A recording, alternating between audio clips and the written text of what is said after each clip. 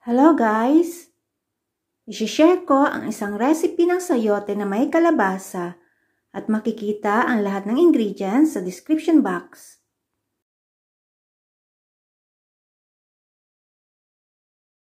Sa pag-umpisa ay maglagay ng konting mantika sa kaldero at painitin ito sa katamtamang apoy. At pag mainit ng mantika ay ilagay ang bawang at igisa hanggang maging light brown.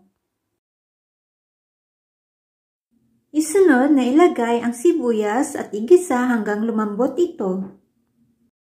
At pag malambot na ang sibuyas ay ilagay ang fried fish at hinimay-himay ko na po ito ng maliliit. Igisa ito ng 3 hanggang 5 minuto sa malakas na apoy. Pagkaraan ng 5 minuto ay ilagay ang kalabasa at sayote at haluin ng 1 minuto.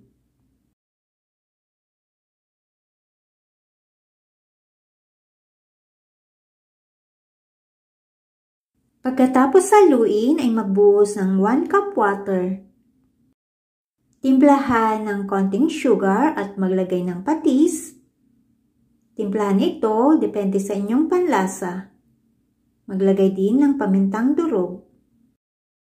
Haluin ng 30 seconds sa katakpan ng kaldero at lutuin ang mga gulay hanggang lumambot. Pero kailangan po itong halu-haluin every 2 minutes para hindi masunog ang ilalim nito.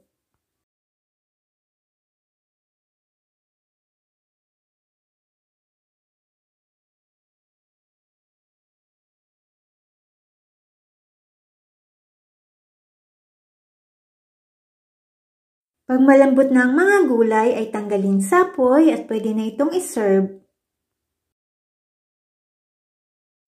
Love never gives up, and its faith, hope, and patience never fails.